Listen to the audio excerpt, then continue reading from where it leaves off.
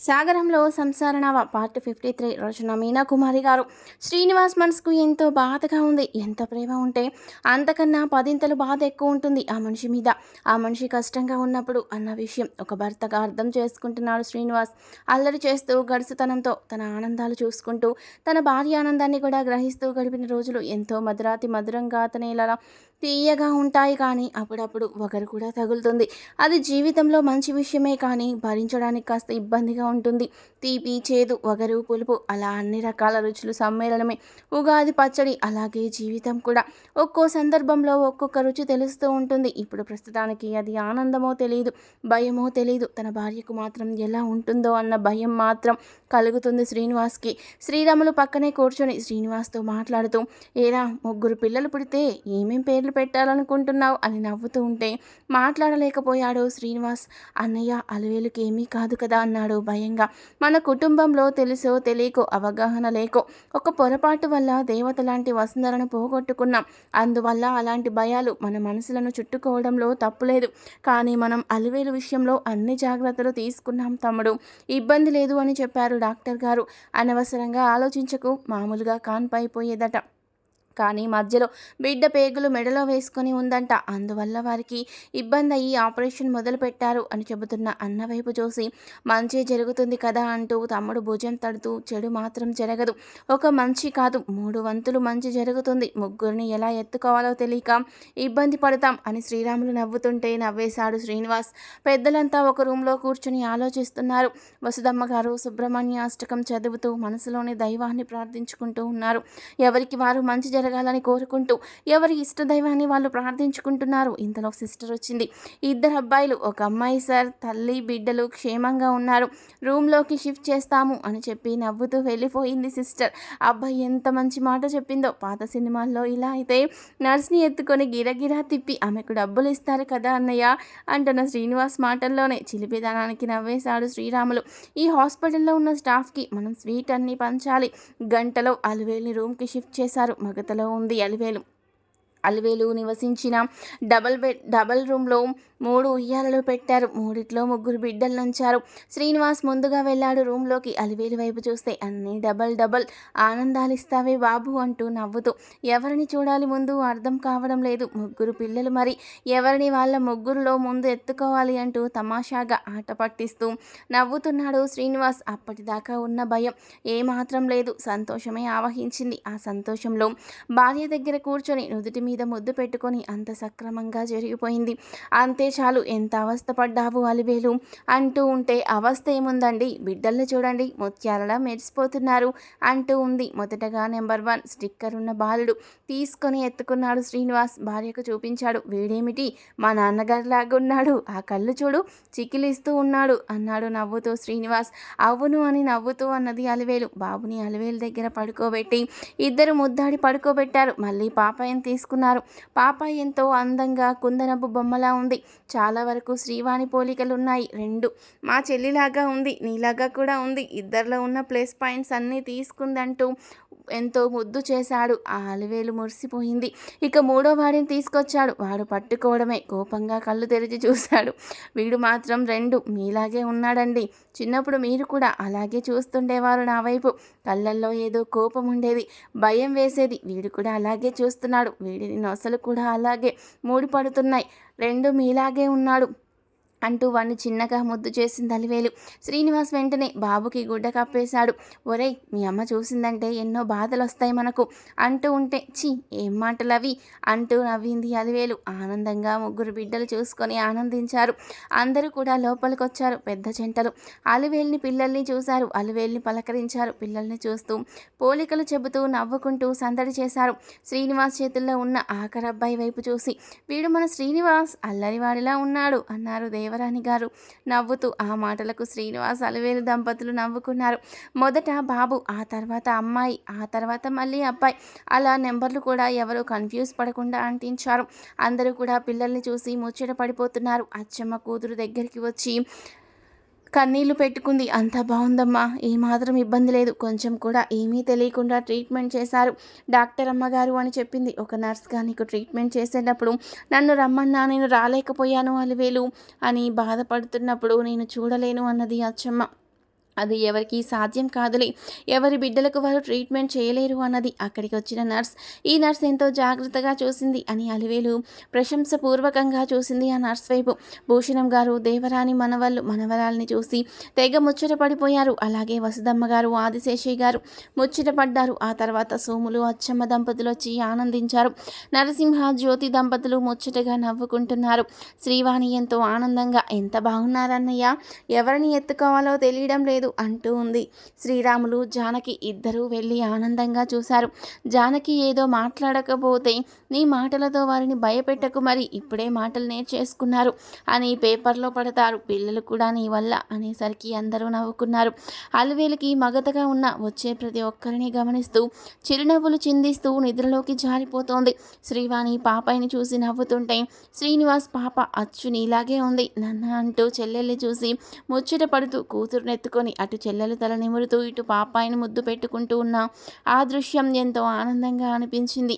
అక్కడికి వచ్చిన శ్రీరాములు కూడా నిజంగా పాపాయి మన శ్రీవాణిలాగా ఉంది అంటూ మాట్లాడుతూ ఉన్నారు. అటు ఇటు కూర్చున్న అన్నల మధ్య ఒడిలో ఆ పాపాయిని పెట్టుకొని కూర్చున్న శ్రీవాణి తలను అన్నలిద్దరూ నిమురుతూ పాపాయి వైపు చూస్తూ నవ్వుతూ ఉన్నారు. కుటుంబంలో ఎటువంటి సంతోషాలు, అటువంటి దృశ్యాలు చెక్కు చెదరనివి, తిరిగి రానివి, మర్చిపోలేని మరుదురమైనవి. అలివేలు నిద్రలోకి జారిపోతూ ఉంది. పెద్దవాడు మామూలుగా నిద్రపోతున్నాడు. పాపాయి అత్తపొడిలో ఆనందంగా ఉంది. చిన్నబాబు ఆకలికి ఏడుస్తున్నాడు, గడుసుగా ఉన్నాడు.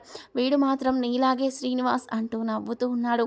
శ్రీరాములు ఇంతలో నర్సు వచ్చి అందరినీ బయటికెళ్ళమని పిల్లలకు ఒక్కొక్కరిగా కాస్త తల్లిపాలు పట్టించింది. అలివేలుకి ఆనందంతో కన్నీరాగలేదు. మొట్టమొదటిసారిగా తన బిడ్డ పాలు తాగుతుంటే అనిర్వచనీయమైన ఆనందానికి, తల్లి ప్రేమకు లోనైపోయి తెలియని ఆనందంతో మైమరచిపోయింది. శ్రీనివాస్ అలివేలు కళ్ళను తుడుస్తూ ఎందుకు నా అల్లిబిల్లి పిల్ల అంటూ నవ్వేశాడు శ్రీనివాస్. ఇబ్బంది పడకు, మరి ఆ విషయమైతే నువ్వే ఇవ్వాల్సిన విషయం, అది నేను చూసుకోలేను కదా అని అంటున్న భర్త మాటలకు నవ్వేసింది అలివేలు. పెద్దబాబు కొద్దిగా పాలు తాగి నిద్రలోకి జారిపోయాడు. పాపాయి తాగుతూ మళ్ళీ వదిలేస్తూ తాగుతూ నిద్రలోకి జారిపోతుంది. వేషాలు మాత్రం తల్లి వచ్చినట్టున్నాయి అంటూ నవ్వేశాడు శ్రీనివాస్ పాపను చూసి. ఇక చిన్నబాబుని అలా పడుకోబెట్టేసరికి పాలు అందించడమే ఆలస్యం, తాగడం మొదలుపెట్టాడు. ముగ్గురు ఒకే గర్భంలో ఒకేసారి పుట్టిన పిల్లలైన ముగ్గురి ప్రవర్తనలోనూ 3 విధాలైన మార్పులను చూసి శ్రీనివాస్ నవ్వుకున్నాడు. చిన్నోడిలో మాత్రం మీ పద్ధతులు కనబడుతున్నాయి బాగా అంటూ నవ్వింది అలివేలు. ఒకరి తర్వాత ఒకరు బిడ్డలను చూసుకుంటూ మురిసిపోతూ ఎవరిని ఎత్తుకోవాలో, ఎవరిని చూసి మురిసిపోవాలో, ఎవరిని చూసి ఆనందించాలో అర్థం కాని పరిస్థితుల్లో అలివేలు, శ్రీనివాస్ ఇద్దరు కూడా ముగ్గురు బిడ్డల వైపు చూసుకుని నవ్వుతూ ఉన్నారు. వీడియో చూసే ముందు ప్లీజ్ అండి వీడియోకి తప్పకుండా ఒక లైక్ చేయండి. వారి సంతోషాన్ని చూసిన శ్రీరాములు, జానకి దంపతులు ఎంతో ముచ్చటపడ్డారు.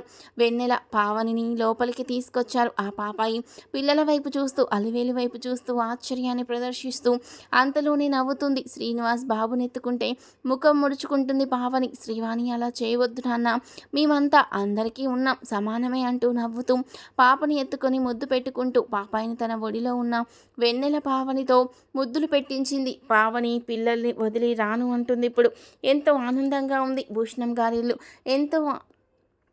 భూషణం గారు పుట్టిన పిల్లల సందర్భంలో ఫంక్షన్ తమ ఊర్లో చాలా భారీ ఎత్తున చేయాలనుకున్నారు. 3 నెలల సమయం అయిన తర్వాత చేయొచ్చని చెప్పాడు శ్రీరాములు. అయితే పురుడు కార్యక్రమాలన్నీ ఇక్కడే ముగించేద్దామనుకున్నారు. అలివేలును అచ్చమ్మ వాళ్ళ ఇంటికి తీసుకెళ్లారు. అక్కడ 3 పిల్లలతో, జ్యోతి వాళ్ళ బాబుతో, అందరి సందడితో ఇల్లు కలకలలాడిపోతుంది. పురుడు కార్యక్రమాలు పూర్తి చేసుకున్నారు. ఆ రోజు సాయంత్రం పెద్దవాళ్లకు వారి ఆనందాలకు విందు మందు అన్ని ఏర్పాట్లు చేశారు. అందుకు సోములు, ఆదిశేషయ్య గారు, భూషణం గారు అందరూ సిద్ధమయ్యారు. శ్రీనివాస్ అందరికీ ఏర్పాట్లు చేయించారు. మీరైనా పార్టీలు మమ్మల్ని పిలిచేది లేదా అని అడిగిన చంద్రశేఖర్ గారి మాటకు మిమ్మల్ని పిలవడానికి వచ్చాను సార్ అంటూ నవ్వుతూ చెప్పాడు శ్రీనివాస్. అక్కడ ఉన్న పార్టీకి చంద్రశేఖర్ గారు కూడా వస్తున్నారని తెలిసి అంతా మంచి ఏర్పాట్లు చేయించారు. డాబా మీద ఆడవాళ్ళందరూ సందడిగా కూర్చుని మాట్లాడుకుంటున్నారు. పిల్లలకు ప్రస్తుతానికైతే ఇబ్బంది లేదు, ప్రాణంగా చూసుకొని అమ్మమ్మ నానమ్మ అమ్మ ఒడులు ఖాళీగా ఉంటున్నాయి. అంతమంది జనం ఉన్నారు. పిల్లలు 5గురు ఉన్నారు. పావని, జ్యోతి కొడుకు అలివేలు పిల్లలు 5గురు పిల్లలతో చాలా సందడిగా ఉంది. అచ్చమ్మగారు పిల్లల్ని చూసి మురిసిపోయారు. మొత్తానికి కొడుకు, బిడ్డ, కూతురు, పిల్లలు ముగ్గురు చుట్టుపక్కల వాళ్ళు విచిత్రంగా చెప్పుకుంటుంటే పిల్లలు మాత్రం బయట పెట్టనివ్వలేదు. శ్రీరాములు ముందే చెప్పాడు, అటువంటి విషయాలు ఏమీ చేయవద్దని. శ్రీనివాస్ మంచి విషయం అని చెప్పాడు. శ్రీనివాస్కి పిల్లల్ని ఎవరిని ఎత్తుకున్నా కూడా నచ్చడం లేదు. ఇప్పుడు అలివేలు పిల్లలు కానీ ఏడుస్తుంటే ఒక్కసారిగా తను కూడా కళ్ళు తుడుచుకుంటూ ఉండడం చూసి నవ్వుతున్నాడు శ్రీనివాస్. నీ పిల్లలు ఏడుస్తుంటే ఎత్తుకోవచ్చు, బుజ్జగించవచ్చు, నువ్వే ఏడుస్తుంటే నిన్ను ఎత్తుకోవడం నా వల్ల కాదు తల్లి. అసలే ముగ్గురు బిడ్డల తండ్రిని అంటూ ఒక రకంగా నటిస్తూ ఉన్న శ్రీనివాస్ మాటలకు అందరూ బుగ్గలు నొక్కుకొని మరీ నవ్వుకున్నారు పెద్దలు. అంతా సద్దుమణిగింది. భూషణం గారింటికి అందరూ వెళ్ళిపోయారు. మగవాళ్ళు మాత్రం పైన పార్టీ చేసుకుంటూ ఉన్నారు. శ్రీనివాస్ మాట్లాడుతూ, అన్నయ్య నేనుంటాను. శ్రీకృష్ణ మరీ చెప్పాడు వాళ్ళ నాన్నగారిని తాగనివ్వద్దని, ఇంటి దగ్గర జాగ్రత్తగా దింపాలి అని అంటూ ఉంటే, జాగ్రత్త, నువ్వు మాత్రం ముట్టుకోకు అంటూ చెప్పి వెళ్ళాడు శ్రీరాములు. ఆదిశేషయ్య గారు, సోములు, భూషణం గారు, చంద్రశేఖర్ గారు అందరూ కూర్చొని నవ్వుతూ మాట్లాడుకుంటూ మందు తాగుతున్నారు. శ్రీనివాస్ అందరికి కావాల్సినవి చూస్తున్నాడు. వెళ్ళి దూరంగా కూర్చుంటున్నాడు. అందరూ కూడా వారి భార్యలను గురించి, పిల్లల గురించి గొప్పగా చెప్పుకుంటున్నారు. అసలు వసుధమ్మ మామూలుది కాదు, గొప్ప ఇల్లాలు. నేను పరమ మూర్ఖుడిని, వెధవని, ఎన్ని పనులు చేసిన వాడిని. పెళ్ళైన కొత్తలో ఎంతో సుకుమారంగా ఉండేది, బంగారు బొమ్మలాగా. నన్ను చూసి బెదిరిపోయిందని చెబుతున్న ఆదిశేషయ్య గారి మాటకు అందరూ ఆశ్చర్యంగా చూశారు. చంద్రశేఖర్ గారు తల వంచుకొని మనసులోని తలుపులను తలుచుకొని మనసుకు తలుపులు వేయడానికి ప్రయత్నించారు, కానీ కుదరడం లేదు. అవన్నీ వినడం శ్రీనివాస్కి చాలా ఆశ్చర్యంగా ఉంది. అలివేలు పిల్లలు అందరూ భూషణం గారింటికే వెళ్ళారు. అచ్చమ్మ గారు కూడా అక్కడే పడుకొని ఉన్నారు. జ్యోతి, అచ్చమ్మ అలివేలు పక్కనే ఉంటున్నారు. జానకి పిల్లల దగ్గర ఉన్నంతసేపు ఉండి తన గదిలోకి వెళ్ళింది. పావనని తీసుకొని. నిజమే, మనిషి చాలా సున్నితంగా, మాట కూడా గట్టిగా వినిపించదు చెల్లెమ్మ కన్నారు భూషణం గారు. ఏమిటండి, ఆ రోజుల్లో మరీ మొరటిగా ఉండేవాడిని. నిజంగా అప్పట్లో నన్ను చూసి భయపడిపోయింది. తాగడం, ఇష్టం వచ్చినట్లు ఇష్టమైన వాళ్ళతో తిరగడం, అన్ని అలవాట్లు ఉండేవి. పాపం నిజంగా ఆ రోజుల్లో కాబట్టి కొన్ని విషయాలకు తట్టుకుందని చెప్పాలి, ఓర్చుకుందని కూడా చెప్పాలి. అలా నా చిన్న కూతురుతో కూడా నానా బాధలు పడింది. అది దానికి పుట్టలేదు అని కూడా తెలుసు. రెండవ కాన్పులో మాకు బిడ్డ పుట్టిపోయాడు. మా వంశానికి ఒక మగవాడు లేకుండా అయ్యాడు బావగారు అంటూ భూషణం గారి వైపు చూసి కన్నీళ్లు పెట్టుకున్నాడు. మందు ఎక్కువైన ఆదిశేషయ్య అటువంటప్పుడు మగబిడ్డ పుట్టిపోయాడు అంటే నేనెక్కడ ఊరుకోనో అనుకుంటూ ఉంటే, నేను ఉంచుకున్న దానికి పుట్టింది ఆ త్రిపుర. కానీ తన బిడ్డగా స్వీకరించింది బంగారు తల్లి. చేతులెత్తి మొక్కోదండండి, అట్లాంటి ఆడదానికి నిజంగా కాళ్ళే పట్టుకోవాలనిపిస్తుంది నాకు అంటూ కాస్త మత్తెక్కువయ్యి కన్నీళ్లు పెట్టుకున్నారు ఆదిశేషయ్య గారు. భూషణం గారు కూడా తన భార్య గురించి చెప్పారు. ఉన్న ఇంట్లో నుండి వచ్చిన దేవరాణి గారు తన హద్దుల్లో తను ఉందే కానీ నా అలవాట్ల జోలికి, నా విషయాల జోలికి వచ్చేది కాదు. అయితే అమ్మాయిలు అటువంటి అలవాట్లు నాకు లేవులేండి. ఒక వయసులో ఏదో తప్పు చేయమని కొందరు ప్రేరేపించిన నేను ఇష్టపడలేదు అంటూ నవ్వారు భూషణం గారు. మేమంతా అన్నీ చెప్పేస్తుంటే మీరేం చెప్పరే అంటూ ఉంటే సోములు నవ్వుతూ, ఈ అచ్చమ్మ ఒకసారి వేటకి వెళ్ళి కాలు జారి అనుకోకుండా నీళ్ళలో పడిపోయాను. నీళ్లు బాగా తాగి పడిపోయాను. అప్పుడు అందరూ వచ్చి రకరకాలుగా ఎన్నో చేసినా కూడా స్పృహ రాలేదట. అప్పుడు అచ్చమ్మ అందరూ ఆడవాళ్ళు సిగ్గుపడుతూ మగవాళ్ళు ఇష్టపడకపోతే నా నోట్లో నీరు లాగి తీసేసింది. అప్పటికి పెళ్లి కాలేదు. ఏమిటి అంటే నేను చేసుకోబోయే వాడేలే అని చెప్పి వెళ్ళిందంట మా అచ్చమ్మ దొరసాని. ఆశ్చర్యంగా చేరుకున్నాం. నేను ఇంటికి వెళితే మా అయ్య చెప్పాడు, పసుపు కుంకాలు తీసుకున్నారట పెద్దవాళ్ళు. ఆ సంగతి నాకు తెలీదు. యాటకి పోయాను కదూ, నేను సముద్రం మీద ఉండగానే మా పెళ్ళి కుదిరిపోయింది. ఇంకేముంది, పెళ్ళైపోయింది. పెళ్ళైన మొదటి రాత్రి అది కోరిన కోరిక వింటే ఆశ్చర్యపోతారు అంటూ నవ్వేశారు సోములు. ఏం కోరిక కోరారు అత్తగారు మామగారిని అని ముసిముసిగా నవ్వుకున్నాడు శ్రీనివాస్. మీరు ఈత కొట్టడం నేర్చుకోవాలి, అప్పుడే సముద్రంలోకి వెళ్ళాలి అని బలవంతంగా ప్రతిరోజు ఈత నేర్చుకునేదాకా వదలలేదు. ఆ ఈత నేర్చుకోవడం వల్లే ఈనాడు అక్కడి నుండి చెన్నైలో తేలాను. నా సంసారం కూడా ఇక్కడే కుదిరింది అంటూ నవ్వేశారు సోములు. ఎప్పుడు ఏనాడు ఇబ్బంది పెట్టలేదు మేము. ఒకప్పుడు బాగా బలిసిన వాళ్ళం. రాత బాగోక ఆస్తులన్నీ పోయాయి. అక్కడ ఉండలేకపోయి ఇదిగో ఈ భూషణం బాబు గారి ఊరు వచ్చేసాం. ఇవన్నీ జరగాలనుంది. మరి ముగ్గురు బుడ్డోళ్ళు మా వంశాలకు మూల స్తంభాల్లా రావాలని ఉంది అంటూ నవ్వేశారు. మందు ఎక్కువైన సోములు గారు నవ్వుకుంటూ భలే చిత్రంగా ఉన్నాయి వీళ్ళ విషయాలు. నిజం నిజంగా ఒక్కొక్కరికి ఒక్కొక్క చరిత్ర ఉంటుంది కదూ! వింటుంటే మరి సరదాగా ఉంది. అది నిశా ఎక్కిన మాటలో అబద్ధం ఉండదు. అసలైన మాటలు కూడా చెప్పుకుంటే ఇంకా బాగుండేది అని నవ్వుకున్నాడు శ్రీనివాస్. ఏ మీ సంగతులు చెప్పరా? మీరు పెద్దోళ్ళు. మాలాంటి వాళ్ళకి ఏది చెప్తారులేండి అన్నాడు సోములు చంద్రశేఖరరావు గారి వైపు చూస్తూ. చంద్రశేఖర్ గారు తన మనసులో బాధ గుర్తుకొచ్చి కాస్త ఎక్కువే తీసుకున్నారు. శ్రీనివాస్ ఏమీ అనలేకపోయాడు. వెళ్ళేసరికి తీసుకున్నాడు. ఎందుకులే అని అక్కడే ఉండిపోయాడు. చెప్పండి, పిల్లల్ని ఎలా పెంచారు? తల్లి లేకుండా మళ్ళీ పెళ్ళెందుకు చేసుకోలేదు మీరు అంటున్నా ఆదిశేషయ్య గారి మాటకు అసలు నా జీవితంలోకి పెళ్లి చేసుకోలేదు అన్నారు చంద్రశేఖర్ గారు. పెళ్ళి ఇష్టమైన వాళ్ళు దొరకాలంటే అదృష్టం చేసుకోవాలని ఒక రకంగా నిట్టూర్చారు చంద్రశేఖర్ గారు. అంటే మీరు ఎవరినైనా ఇష్టపడ్డారా అని అడిగారు భూషణం గారు. అవును, ఇష్టపడ్డాను. ప్రాణం కన్నా ఎక్కువగా ఇష్టపడ్డాను. ఒక్కసారి చూసినందుకే అలా ఇష్టపడతాను అనుకోలేదు నేను. కోరుకున్న ఆ అమ్మాయికి వేరొకరితో పెళ్ళి అయిపోయింది. ఇక నేను జీవితంలో పెళ్లి చేసుకోలేదు అంటున్న చంద్రశేఖర్ గారి మాటకు శ్రీనివాస్ బిత్తరపోయాడు. తండ్రి కోసం వచ్చిన శ్రీకృష్ణ కింద మెట్టు మీద ఉండి ఆ మాటలు విని అలాగే మిన్నకున్నాడు. ఏంటండి, పెళ్లి చేసుకోకపోతే ఇద్దరు బిడ్డలు ఎలా వచ్చారు అంటూ ఆశ్చర్యపోతూ అడిగారు ఆదిశేషయ్య గారు. అదంతా ఒక కథ. ఎవరిని ఎప్పుడు ఎందుకు ఇలా కలుపుతాడో ఆ పైవాడికి తెలుసు. ఏ నాటకం ఎందుకు జరుగుతుందో కూడా ఎవరికీ తెలియదు. నేను పెళ్లి చేసుకోలేదు, అలా అని బ్రహ్మచారిని అని మాత్రం చెప్పను. కానీ పెళ్లి చేసుకోలేదు. అందరూ ఆశ్చర్యంగా వింటున్నారు. అందరికన్నా ఆశ్చర్యంగా శ్రీకృష్ణ వింటున్నాడు. శ్రీనివాస్ అలాగే గమనిస్తున్నాడు. నందన కూడా నా కూతురు కాదు. నందన ఒక లాయర్ గారి కూతురు. ఆమె నన్ను ఇష్టపడింది. నేను వేరొకరిని ఇష్టపడ్డాను. పెళ్ళి అనేది శారీరక సుఖం తీర్చుకునేది కాదు. మనసుంటేనే పెళ్లి చేసుకోవాలి. నేను నిన్ను పెళ్లి చేసుకుంటే కేవలం శరీర సుఖం పొందగలను, కానీ మనశ్శాంతిని పొందలేను అని చెప్పేశాను. అందుకే ఆవిడ వేరే పెళ్లి చేసుకుంది. ఆమె భర్త చెన్నై సిటీలో ఉండేవాళ్ళు అక్కడ. అప్పుడు నేను కూడా నా వ్యాపారం కోసం ఉన్నాను. ఆమె నిండు గర్భిణీగా ఉండడం, మిగిలిన విషయాలు అన్నీ తెలుసు. ఒకరోజు ఆమెకు డెలివరీ నొప్పులు వస్తుంటే చాలా కష్టంగా అనిపించింది. ఆ అమ్మాయి పరిస్థితి చూసి ఆమె భర్త ఆమెను పట్టుకోలేకపోతున్నారు. ఒక పక్క పెద్ద వాన, ఉరుములు, మెరుపులు కొద్ది దూరంలోనే గమనిస్తున్న నన్ను పిలిచి కాస్త కార్ డ్రైవ్ చేయరా అని రిక్వెస్ట్గా అడిగాడు. అలాగే కార్ డ్రైవ్ చేసుకుంటూ వెళ్ళాము. ఉన్నట్టుండి మాకు దగ్గరలో పిడుగు పడింది. భయంకరమైన శబ్దం, ఉరుములు, మెరుపులు, వర్షం. కారు చెట్టుకు గుద్దుకుంది. అక్కడితో స్పృహ తప్పిన నేను లేచి చూస్తే ఆమె భర్త లోయలో పడిపోయాడు. ఆమె బిడ్డను కని చనిపోయింది. ఆ పాపే నందన అని కన్నీళ్లు పెట్టుకుంటూ చెప్పారు చంద్రశేఖర్ గారు. నందన తండ్రికి బోల్డ్ ఆస్తులున్నాయి. అవన్నీ కూడా వాళ్ళ బంధువులు స్వాధీనపరుచుకొని ఈ బిడ్డ వాళ్ళ బిడ్డ అని ఇవ్వబోతుంటే ఆ బిడ్డ మా బిడ్డ కాదు అని వాళ్ళు అబద్ధం ఆడారు. నిరూపించలేకపోయాను. కానీ ఒకవేళ బలవంతంగా ఇచ్చిన బిడ్డను ఏం చేస్తారో అన్న భయం కూడా వేసింది. రత్నం లాంటి బిడ్డ, అందువల్ల ఇవ్వలేదు. నా దగ్గరే ఉంచాను. ఎప్పుడు కూడా వాళ్ళ ఆస్తులతో ఇబ్బంది రాకూడదని నాతో సంతకం చేయించుకున్నారు. అలా కూతురికి తండ్రినయ్యాను అని బాధగా చెప్పారు చంద్రశేఖర్ గారు. మరి శ్రీకృష్ణ అన్నారు భూషణం గారు ఆశ్చర్యంగా.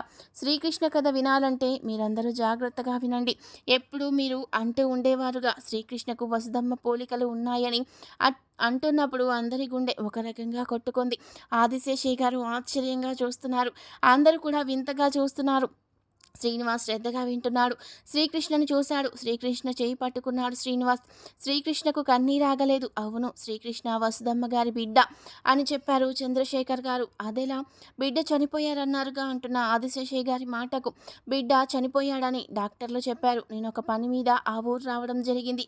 కారు దిగేటప్పుడు నా వెనక ఉన్న వ్యక్తి డోర్ వేయడంతో నా చెయ్యి నలిగిపోయాయి. అక్కడే ఉన్న హాస్పిటల్కి వెళ్ళాను. అక్కడ వసుదమ్మ గారు నొప్పులు పడుతున్నారు. మగబిడ్డ పుట్టాడు కానీ మరణించాడని చెప్పుకున్నారు. నేను చేతి కట్టు కట్టించుకొని బయలుదేరుతుంటే బాబు వర్షంగా ఉంది, కొంచెం నన్ను అక్కడ శ్మశానం దాకా దింపగలుగుతారా అని బాబుని ఎత్తుకున్న ఆ పెద్ద ఆయన అడిగాడు. ఏదైనా సందేహిస్తారా అని అడిగాడు హాస్పిటల్కు చెందిన వాచ్మెన్. నాకెందుకో అలాంటివి నమ్మకం లేదు. నా జీవితం ఏదీ లేని ఎడారిలా ఉండేది. అందుకే అవి పట్టించుకునే వాడిని కాదు, నమ్మేవాడిని కాదు. కూర్చోండి అని చెప్పి కొంత దూరం డ్రైవ్ చేసిన తర్వాత శ్మశానం వచ్చింది. అక్కడికి దిగగానే పెద్ద ఉరుములు, మెరుపులు, వర్షం పడుతూ ఉంది. బిడ్డను గుడ్డలో చుట్టి కార్ సీట్లోనే ఉంచి అతను ఒక చోట గొయ్యి తవ్వడానికి వెళ్తున్నాడు. బాధగా అనిపించింది. బిడ్డను తీసెత్తుకున్నాను. ఇంతలో ఎవరో తాగి ఉన్నట్లు, కుదురు లేనట్టుగా ఎదురు లారీ వస్తుంటే హారన్ మోగిస్తూ ఉన్నాను. ఈలోపు బిడ్డ క్యార్మన్నాడు. నా ఒడిలో ఊపిరి పోసుకున్నాడు. ఒక్కసారిగా కదిలాడు. ఎంతో అందమైన బిడ్డ, మగపిల్లవాడు అలా చక్కగా ఉన్నాడు. అతని గొయ్యి తవ్వుతూ వర్షం పడుతుంటే అవస్థలు పడుతున్నాడు. నేను పక్కదారి గుండా కారు పక్కకు తిప్పేశాను. అయ్యో, ఎందుకు బాబు దేహాన్ని తీసుకెళ్తున్నారు? పిచ్చి పట్టిందా ఏమిటి అన్నట్లుగా పిలిచినట్లు వినిపిస్తున్నాయి మాటలు. అద్దం దింపి ఉంది, మాటలు వినిపిస్తున్నాయి. నేను అలాగే అద్దం లేపి స్పీడ్గా పోనిచ్చాను కారు. బాబుని ఒడిలో పెట్టుకొని హాస్పిటల్ ఆవరణ రాకుండానే ఒక నర్స్ మాటలు వినిపించాయి. పాపం వసుదమ్మ బిడ్డ చనిపోయినా కానీ చనిపోయిన తల్లి బిడ్డను తీసుకుంది. తన బిడ్డల ఆ బిడ్డ ఎంత అదృష్టవంతురాలు, పైగా ఆడపిల్ల, తల్లిపోయిన బిడ్డ అని అనుకుంటూ ఉన్నారు. అక్కడితో బాబుని నేనే పెంచుకోవాలి అనిపించి వేగంగా అక్కడి నుంచి బయలుదేరాను. ఆ తర్వాత 2 గంటలు ప్రయాణించాక అక్కడ ఒక హాస్పిటల్ ఉంది. బిడ్డను చూపించి కావాల్సిన బట్టలు బొమ్మలు అన్నీ కొనుక్కొని ఇంటికి తీసుకొచ్చాను. ఆ బిడ్డ శ్రీకృష్ణ అంటున్న చంద్రశేఖర్ గారి వైపు అందరూ అలాగే ఆశ్చర్యంగా చూశారు. ఆదిశేషయ్య గారు కాస్త కోపంగా చూస్తున్నారు. తర్వాత ఏం జరిగిందనేది నెక్స్ట్ పార్ట్లో తెలుసుకుందాం. వీడియో నచ్చితే లైక్ చేసి సబ్స్క్రైబ్ చేసుకోండి. Thank you for watching.